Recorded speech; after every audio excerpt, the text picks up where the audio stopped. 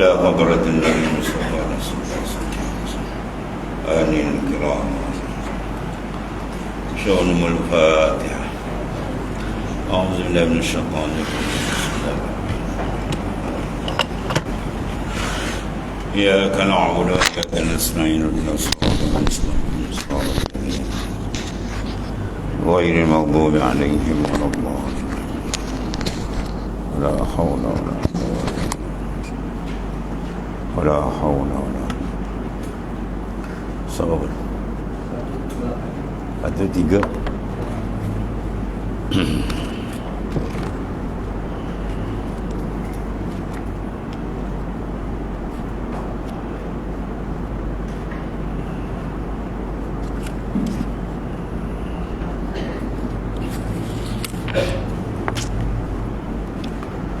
Bismillahirrahmanirrahim. Qala mu'alif qala sallallahu alaihi wasallam wa syafa'atu allati iddakharaha lahum haqqun kama ruya bil akhbari, dan syafaat yang menaruh ia akan dia bagi mereka itu sebenar ia, seperti yang diceritakan pada beberapa hadis.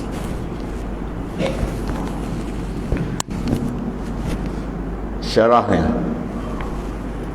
iaitu kupasannya. Dan bermula syafaat itu meminta kebajikan daripada yang lain, memohon kebajikan daripada yang lain untuk yang lain. Ini syafaat makhluk. Ya, ini dipanggil pertolongan makhluk. Rasul menolong, memintakan kepada Allah supaya diberikan kepada umat. Di mana orang lain yang meminta baginda sallallahu alaihi wasallam, dan yang memberikan ialah Allah Subhanahu wa taala kepada umat. Adapun syafaah Allah Subhanahu wa taala, maka iaitu memaafkan ia akan kesalahan hamba. Itu syafaat daripada Allah Subhanahu wa taala. Dan setengah daripada syafaat itu yang ijma' oleh sekalian umat atasnya, iaitu syafaat yang lebih besar, bagi syafaatul uzma atau syafaatul kubra, yang tertentu dengan Rasulullah sallallahu alaihi wasallam, Nabi kita sallallahu alaihi wasallam, iaitu syafaat pada memutuskan hukum, dipanggil faslul qada, dalam keadaan yang sangat mengerikan. 1000 tahun mencari Nabi Adam, bila bertemu Nabi Adam tidak sanggup untuk memberikan syafaat yang tersebut, iaitu memohon kepada Allah supaya disegerakan kiraan amal. Cari lagi Nabi demi Nabi, ya, berapa ramai Nabi yang dijumpai, semua sama jawapannya, nafsi nafsi. Sehinggalah sampai kepada baginda Rasulullah sallallahu alaihi wasallam. Rasulullah SAW sujud kepada Allah Subhanahu wa taala untuk memohon syafaat ini. Maka Allah Subhanahu wa taala menyatakan, irfa' ra'sak sal tu'tah washfa' tushaffa'. Angkat kepala kamu ya Muhammad sallallahu alaihi wasallam, minta oleh kamu nasihat diperkenankan. Washfa' tushaffa', mana diberikan izin Nabi memberi syafaat. Maka dimohon oleh Nabi SAW untuk penyegerakan kiraan amal saat yang sangat mengerikan. Bayangkan 1000 tahun, 20,000 tahun mencari orang untuk memberi syafaat, baru berjumpa dengan baginda sallallahu alaihi wasallam, yang suasana beribu tahun tu berbagai-bagai. Mataharinya keadaan sedengkal, peluhnya ditimbus dengan peluh tenggelam, sehingga orang kafir menyatakan nak masuk neraka lah, ya Allah kami tak tahan. Dia tak tahu neraka lebih azab. Bayangkan suasana yang sangat dahsyat. Maka yang membantu kita itu ialah Rasulullah sallallahu alaihi wasallam dengan izin Allah Subhanahu wa taala.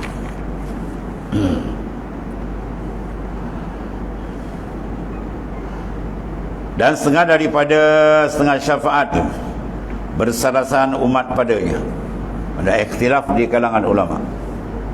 Syafaat pada orang yang mengerjakan dosa yang besar, yang minum arak, yang berjudi, tak sembahyang, tapi dia mati dalam iman, yang telah masuk mereka itu ke dalam api neraka, wal'ayazubillah. Mereka ini telah dicempakkan ke dalam azab yang sangat dahsyat, dan dia sedang dibakar oleh Allah Subhanahu Wa Taala dalam azab yang sangat dahsyat. Maka dikeluarkan mereka itu daripadanya dengan syafaat Rasulullah SAW, ataupun malaikat, ataupun orang beriman.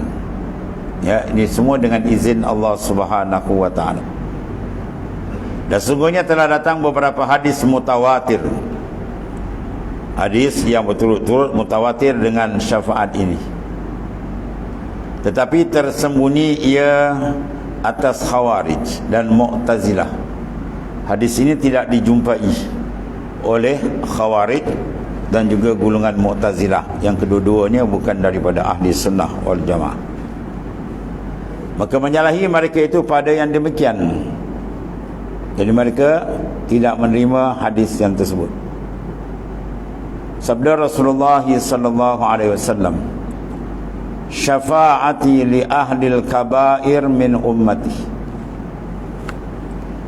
Bermula syafaatku bagi orang-orang yang mengerjakan dosa yang besar daripada umat. Menceritakan ini hadis oleh Imam Ahmad daripada Sayyidina Anas radhiyallahu anhu. Dan bermula perkataan seperti yang diceritakan pada beberapa hadis. Artinya beberapa hadis yang mutawatir, kerana telah menceritakan akan segala hadis syafaat lebih daripada 50 ya sahabat, atau peringkat mutawatir. Jika tidak mutawatir, hadis ahad seorang, 50 sahabat banyak. Itulah 50 sahabat Nabi sallallahu alaihi wasallam wa radhiyallahu anhum ajmain. Itu berhubung dengan syafaat, ada benda yang sabit dengan riwayat hadis Rasulullah sallallahu alaihi wasallam. Dan orang yang paling layak menerima syafaat ia setelah ia mati dalam keadaan beriman kepada Allah Subhanahu Wa Taala, dan mereka yang membanyakkan selawat kepada baginda sallallahu alaihi wasallam.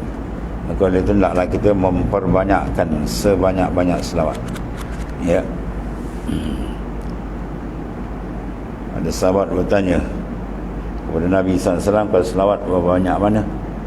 Ya, sulus, 1/3. Baik, kalau lebih lagi baik. Separuh, baik, kalau lebih lagi baik. Kalau sekian lagi kami selawat, baik. Nabi kata, ya, maknanya akan diberikan keampunan oleh Allah Subhanahu Wa Taala dan diberikan kemuliaan oleh Allah Subhanahu Wa Taala. Wal misaq alladhi akhazahu Allah Ta'ala min Adam wa zurriyyatihi haqq. Dan perjanjian yang mengambil akan dia oleh Allah Subhanahu Wa Taala daripada Nabi Adam alaihissalam dan sekalian anak cucunya, hakun, ialah sebenar ia. Syarah dia dikenaki dengan misaq, perjanjian tu yang dikuatkan dengan sumpah. Telah berfirman Allah Subhanahu Wa Taala, "Wa iz akhadha rabbuka min bani Adam min zuhurihim zurriyyatahum wa ashhadahum ala anfusihim alastu bi rabbikum qalu bala shahidna an taqulu yaumal qiyamah inna kunna an hadza ghafilin." Sebut olehmu wahai semulia-mulia makhluk, ialah Rasulullah sallallahu alaihi wasallam, bagi orang-orang Yahudi ketika mengambil oleh Allah Subhanahu Wa Taala Tuhan engkau daripada sekalian anak Adam, anak cucu Adam, daripada belakang mereka itu akan sekalian anak cucu mereka itu, dan mempersaksikan dia akan mereka itu atas diri mereka. Berfirman Allah Subhanahu Wa Taala, Maksudnya, adakah tidak aku Tuhan kamu? Alastu bi rabbikum. Bersembah mereka itu bahkan mengaku oleh kami, supaya tiada berkata mereka itu pada hari kiamat bahawasanya adalah kami lalai daripada ini.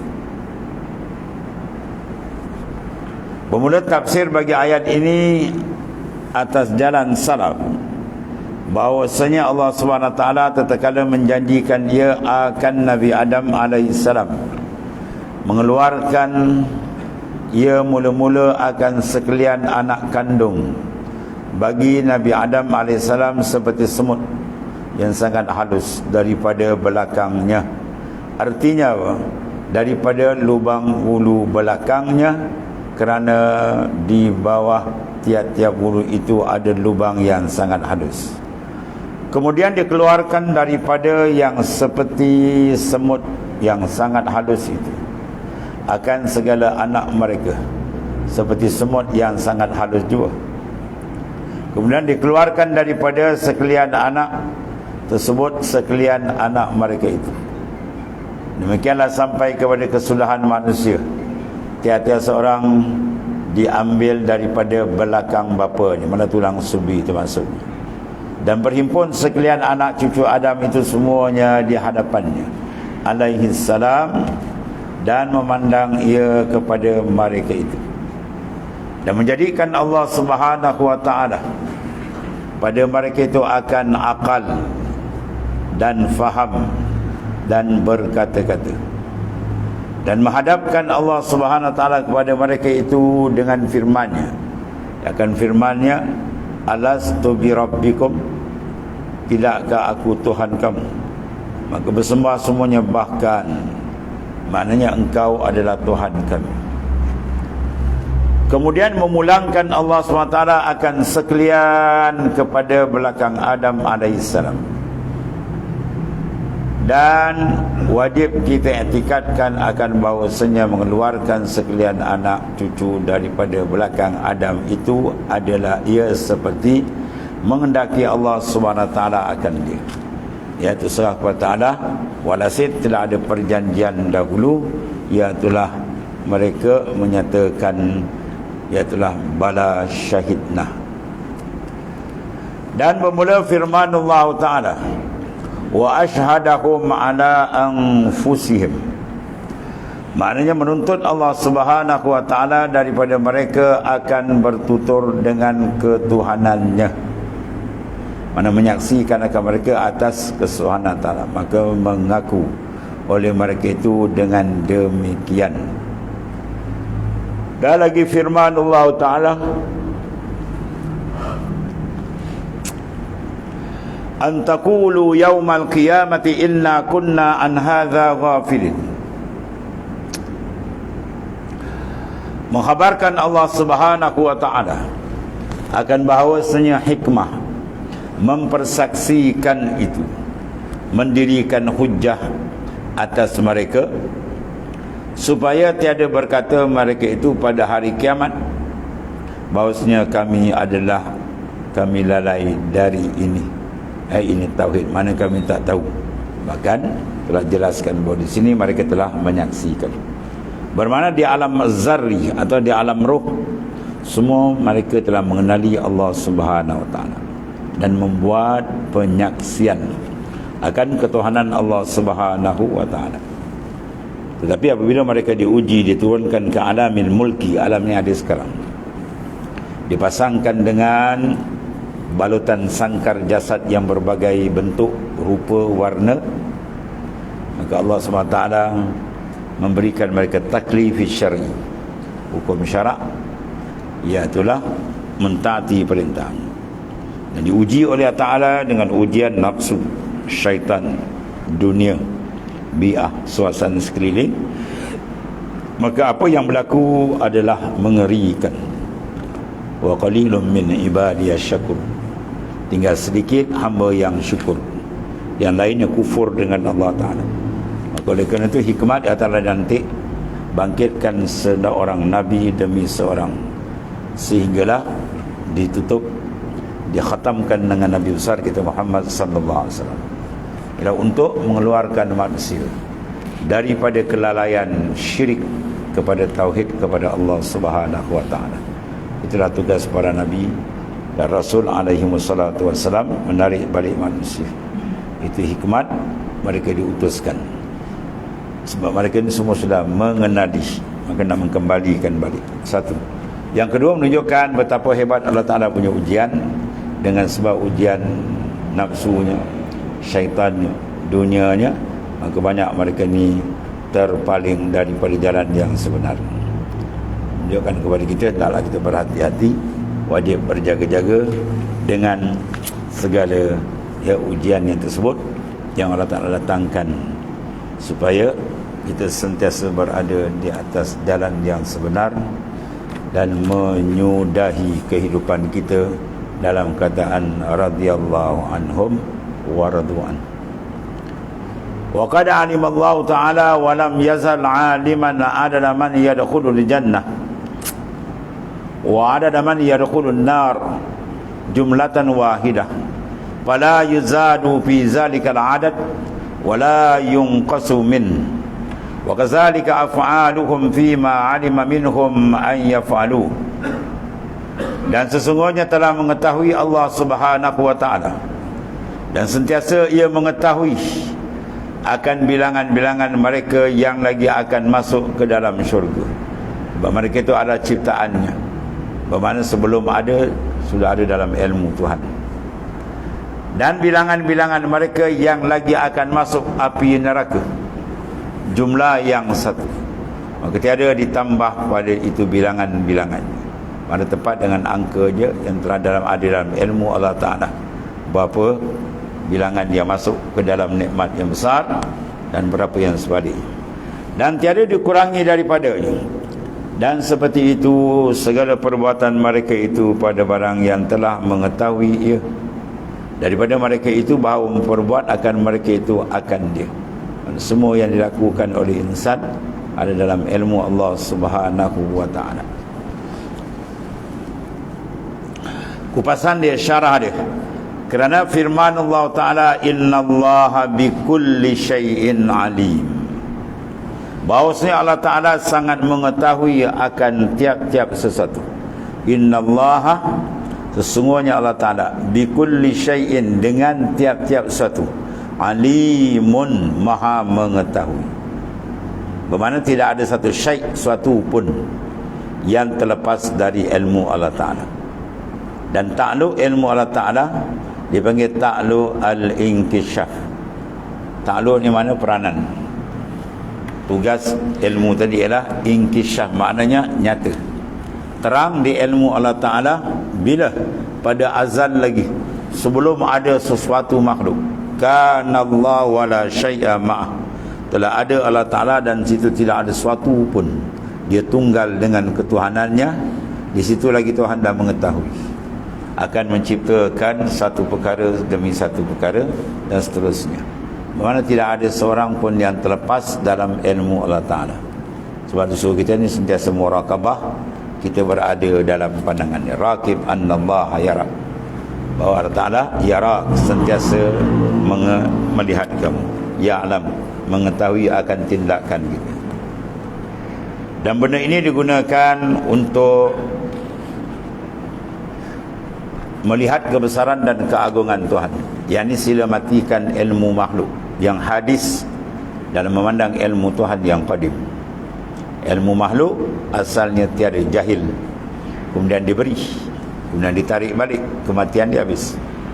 Berbanding dengan ilmu Ta'ala yang qadim, yang asli sedia, yang tidak bercerai tanggal dari zatnya dan bersifat dengan kekal selama-lamanya, dan pengetahuannya menyeluruh. Tidak ada satu pun yang tersembunyi dalam ilmu Allah Ta'ala.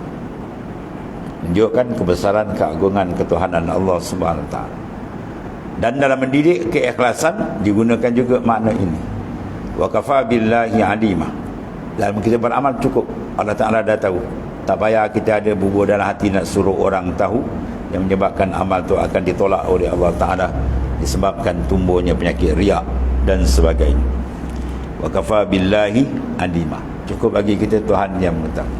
Maka di sini ulama menyatakan wa man lam yakna bi ilmillahi la mahalata an yadkhala alaihi riya. Barang siapa yang mengerjakan amal dan berbagai-bagai jenis amalan tetapi dia tidak memadai, Tuhan dah tahu amal dia. Dia sibuk untuk memberitahu orang lain dan minat dalam kalbinya untuk diketahui orang, maka amal tu habis ditolak oleh Allah Ta'ala, mardudun, ditolak. Jadi oleh kerana itu wa kafa billahi alima, cukup bagi kita, Allah Ta'ala dah tahu. Man lam yakna bi ilmillah, siapa yang tidak memada amal dia ditahu oleh Ta'ala, maka la mahalata an yadkhala alaihi riya, tetap akan masuk penyakit riak yang bahaya, yang memakan segala pahala amal, yang meruntuhkan akan keikhlasan yang sangat dituntut sebagai roh ibadat dalam semua amalan insan itu sendiri. Ya, barang siapa yang tidak memada dengan ilmu Tuhan, dengan bahawa diri dipengaruhi oleh tiupan-tiupan bisikan palsu daripada nafsu dan syaitan untuk menunjuk-nunjukkan amal kepada orang, maka orang ini dipanggil sifat dia tufuliyah, sifat kebudak-budakan, mana dia tidak matang dalam beribadat. Menunaikan ibadat satu benda yang payah, itu berdepan dengan nafsu dan syaitan. Dah jadi ibadat pula nak jaga dia satu perkara yang lebih payah, dia panggil membina kematangan dalam ibadah. Dan firman Allah Ta'ala wa kana Allahu bikulli syai'in alimah, dan adalah Allah Ta'ala bikulli syai'in, dengan tiap-tiap suatu, alimah, maksudnya Allah Ta'ala maha mengetahui. Tidak ada satu benda yang terlindung daripada ilmunya yang maha dahsyat. Ilmunya qadim, sedia kala, dan baqi, kekal selama-lamanya. Berbanding ilmu manusia, asalnya tidak ada, jahil. Dia keluar perut ibu la ya'lamuna syai'ah, dia tak mengetahui apa pun. Maka dengan rahmat dan kasih sayang Tuhan yang maha pemurah, mencempakkan sedikit demi sedikit ilmu, ya, sehingga mereka menjadi orang yang mengetahui. Itu pun terlalu sedikit.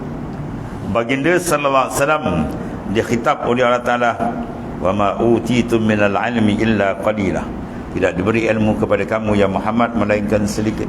Sedangkan ulama mengatakan ilmu yang ada pada baginda sallallahu alaihi wasallam ialah 99.99. Yang poin halus belakang tu bagi lagi dia ramai-ramai, ya. Itu menunjukkan betapa hebatnya ilmu yang ada pada Rasulullah SAW, di mana Rasulullah berguru terus dengan Allah Subhanahu Wa Taala. Dia mengambil ilmu dari Tuhan, wahyu, bukan mengambil daripada guru, ya, sebagaimana kita mengambil daripada makhluk. Itulah kehebatan baginda sallallahu alaihi wasallam. Maka Allah Subhanahu Wa Taala bersifat ia dengan bahawasanya sangat mengetahui akan tiap-tiap satu pada azal. Azali mana? Mala awwala lahu, benda yang tidak ada awal, sedia kala, ya. Dan selama-lama, mana baki, mana sifat ilmu Ta'ala bersifat dengan qadim, ya, dan juga bersifat dengan baki, maknanya kekal selama-lamanya, tiada mendahului akan pengetahuannya oleh jahlin. Pengetahuan Tuhan tak macam pengetahuan makhluk, dan pengetahuan kita terlampau sedikit. Bahkan dia pula mendatang arid, baru datang, sebelum ni jahil, tak tahu apa. Dan tiada ada Tuhan engkau lupa. Allah Ta'ala tidak bersifat sebagai sifat makhluk. Subhana man la yanamu wa la yasu. Maksudnya Ta'ala yang tidak tidur dan tidak mengantuk, dan dia tidak makna lalai. Sabda Rasulullah SAW artinya tiada daripada seorang yang diperanakkan melainkan, dan sungguhnya tiada menulis Allah Ta'ala akan tempatnya. Telah Allah Ta'ala tulis tempatnya daripada syurga dan neraka, sama ada sa'id am syaqi, orang bahagia atau celaka. Dan melainkan sesungguhnya telah ditulis akan dia yang celaka atau yang bertuah. Artinya yang mati kafir yang celaka, atau yang mati dalam iman, mana yang bertuah. Berkata Sayyidina Ali bin Abi Talib karramallahu wajhah radhiyallahu anhu, maka bersembah seorang lelaki, ya Rasulullah sallallahu alaihi wasallam, maka adakah tiada berhenti kami atas surat amalan kami dan meninggalkan kami akan beramal. Jadi faham dari amal telah dicatat, jadi letak yang beramal lah, sebab dah siap semua bukan. Satu persoalan kepada baginda sallallahu alaihi wasallam. Maka bersabda ia sallallahu alaihi wasallam, barang siapa daripada yang mempunyai tuah, maka selagi akan jadi ia kepada amal yang mempunyai tuah. Maknanya walaupun benda telah ditaksiskan iradat, tidak ada siapa yang mengetahui penentuan sama ada syurga atau neraka, tetapi alamat dia ada. Itu maksudnya. Ya, dalam hadis yang lain Nabi kata kullun muyassarun lima khuliqalahu. Ayat sebelah ni ada, hadis sebelah ni ada. Kullun muyassar lima khuliqalahu. Tiap-tiap insan itu muyassar, dia dimudahkan lima bagi barang khuliqalahu, yang dijadi sediakan untuk dia di akhirat, sama ada syurga atau neraka. Bermakna kalau dia tu beramal dengan amalan saleh, bermakna tanda-tanda ahli syurga ada di dia. Kalau dia beramal mengerjakan amal-amal yang sebaliknya, kerja mungkar, maksiat, kekufuran utamanya, maka tanda ahli neraka sudah ada pada dia. Itu maksudnya. Maknanya hendaklah kita sentiasa berjaga-jaga, dan hendaklah kita sentiasa memohon pertolongan daripada Allah Subhanahu wa taala. Pada hadis yang ada seorang keliru, lan yadkhulal jannata bi a'malikum. Kamu semua tak masuk syurga dengan amal kamu. Lalu sahabat bertanya, wala anta ya Rasulullah, Rasulullah macam tu juga ke? Maknanya Rasulullah menyatakan, wala ana illa ayyataghammadanillahi bi rahmatih, melainkan menyelubungi aku rahmat Allah. Bermakna masuk syurga bukan dengan amal. Maka oleh kerana takut orang keliru, tak payahlah beramal, nasib-nasiblah. Maka telah datangkan ayat, inna rahmatallahi qaribum minal muslimin. Sesungguhnya rahmat Allah Ta'ala memihak kepada orang yang beramal saleh. Ya, kalau dia tak beramal saleh, dia beramal saleh, dia dapat rahmat. Kalau dia tak beramal saleh, buat maksiat, dia dapat laknat daripada Allah Subhanahu wa taala. Jadi oleh kerana itu, beramal saleh menjadi sebab mendapat rahmat, dan dengan rahmat itulah dimasukkan ke dalam syurga. Itu maksudnya. Takut dia keliru. Jadi kerjakan amal saleh, dia akan dapat rahmat daripada Allah Subhanahu wa taala. Dan barang siapa ada daripada yang mempunyai celaka, maka selagi akan jadi ia kepada amal yang mempunyai celaka. Kalau dia ahli celaka, ahli syakawah, maka kita akan nampak tanda-tanda semayang tidak, puasa tidak, masjid murid tak kenal umpamanya, minum maraknya, berjudi, ya, berzina dan seumpamanya. Pada tanda-tanda ahli neraka tu ada pada dia. Maka bagi kita, Rasulullah tengok, kalau tanda tu ada ahli syurga, bersyukur kita dengan Allah, jangan berbangga, syukur dan tunduk kepada. Dan kalau nampak ada amalan ahli neraka ada kat kita, dia mengumpat orang ke, mengata ke, berasat dengki ke, cepat-cepat padam balik sebelum malakul maut sampai. Dibimbangi takut dia mati dalam keadaan itu, yang menunggu mereka adalah neraka. Innahu mayyati rabba mujriman fali annahu jahannam. Siapa yang balik menghadap Allah Ta'ala berkubang dengan dosa, dia tak sempat basuh, maka disediakan neraka jahannam itu untuk dia. Menceritakan akan dia oleh Al-Bukhari dan Muslim. Hadis yang paling tinggi martabat sahih ialah diiktifakkan kesahihan antara dua imam yang besar dalam hadis itulah Imam Bukhari dan Muslim, daripada Sayyidina Abi Talib, Ali bin Abi Talib karramallahu wajhah. Dan akan datang dia akan bincang pula, iaitulah tanda-tanda ya ahli syurga atau sebaliknya. Kullun muyassarun lima khuliqalahu. Tiap-tiap insan tu dimudahkan bagi barang yang dijadi dan disediakan di sana. Kullun wa kullun muyassar lima khuliqalah. Wallahu a'lam.